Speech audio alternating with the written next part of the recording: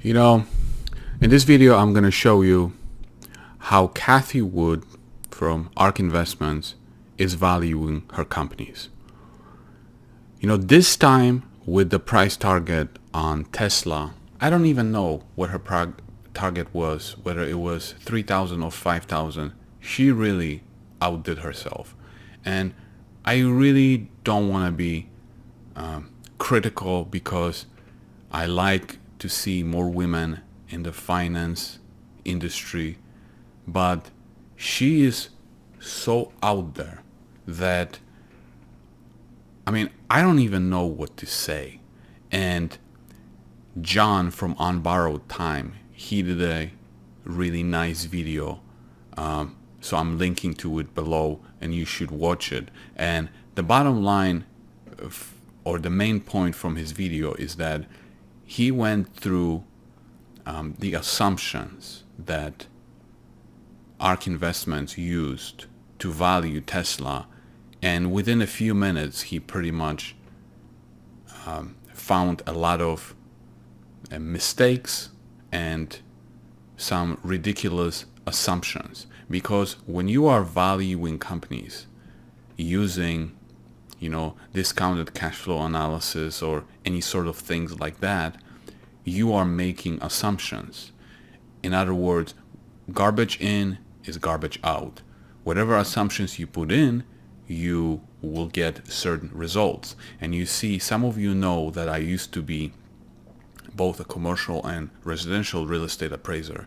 And from the outside world, it appears as if appraisers are truly valuing real estate. And that's not at all how it was. It was simply we were unofficially told pretty much what number to hit, and the way we valued these properties is we looked for comparables, or we looked for evidence that supported whatever the price we needed to hit. And that's how I feel Cathie and a lot of investors, that's what they do. They come up with their models, they put in whatever numbers they want, whatever numbers fit their agenda, to come up with the ridiculous and outlandish projections, and then they spew them out to the world, and the media and other investors are simply looking at the headline number without even realizing that there's a lot of games being played here. But anyway, I want to show you on a valuation model how easy it is to come up with whatever targets or valuations you want by simply changing the variables that you're inputting. Here's the valuation model that I will be using. This is a dividend discount model, but it could be used even without dividends. Now, I know some of you are going to be asking, where can I get this model? So before I even start playing with the numbers, I'm going to show you where to go. And it's free. Go to my website, Classic Value Investors, click on my books, and then scroll down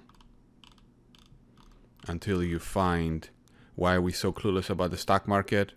And here you can download a copy of the valuation model. Okay, so let's say right now you have a stock, whatever stock. It's trading for $55 per share, okay? And it has earnings per share of $5.50. It is currently trading at a PE ratio of 10, and it has a dividend payout of 30%, and you make certain assumptions about the future. So for the first 5 years, you assume that it will grow earnings at 12%. For the next 5 years, it will grow them at 9%. You use a discount rate of 10%, and you assume that in 10 years, this company will be trading at a PE ratio of 15. Based on these assumptions, you have your years, and you have projected earnings based on that growth rate. So as I said before, during the first 5 years, earnings will grow at 12%, and this is the resulting figure. Then the next 5 years, they will grow at 9%, which is slower, and this is the resulting figure. Then you have a payout ratio for dividends of 30%, and then these are the resulting dividends, and these are the resulting dividends of what they are worth using the discount rate of 10%.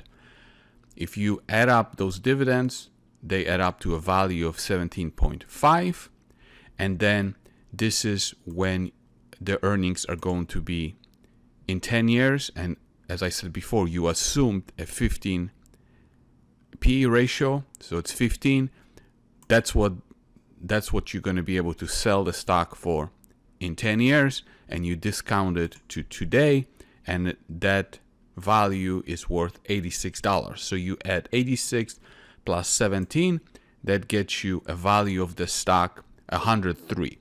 Now, because it is trading at 55, the value is 100, therefore it's undervalued, so you say, oh, it's a good buy.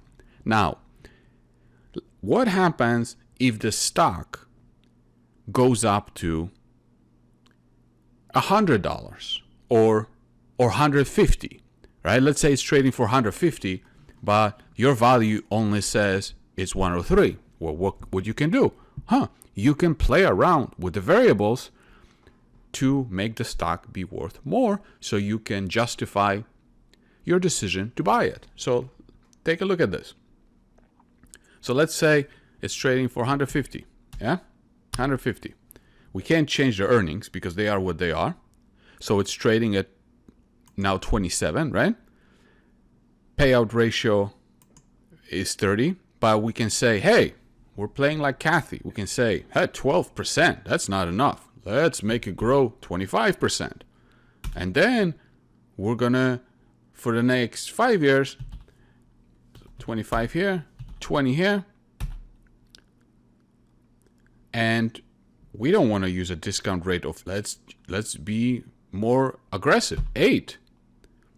And then we can say, oh, but it's trading at 27p right now, so why can't it trade at 25 PE in the future? Boom. So now the value of the dividends is going to be 36. The discounted value is going to be 483. Now the value is 520. So discount to value, 71%. So you're like, oh, wow, it's trading for 150. So, and the value is 520. Yeah, it's a good buy. So you can play with whatever numbers you want to come up with whatever value you want, if that's what, if that's how you invest. So then you can go on Twitter and say, oh, this stock, my target is 520, and hopefully the news is going to pick up and keep repeating this without investigating what it is that you're doing. And you can even say, hey, some of these companies that she's investing in, they don't even pay dividends. Screw the dividends. So even if this is 0, you can just play with the growth in earnings, what the terminal PE will be, and what you're going to sell it for, and what the discounted is today, and you still can justify whatever it is that you want. You can make anything be whatever you want. I hope you like this demonstration. I hope you like this video. And this is the reality. This is what's happening out there, is people are using whatever assumptions they need to input in order to get the result that they want. And then they report the result. People that are bullish on a particular stock get happy about it. People that are not might look into the numbers and realize how ridiculous they are. So that's it for this video. I'm going to ask you to subscribe, hit the notification button, and like this video.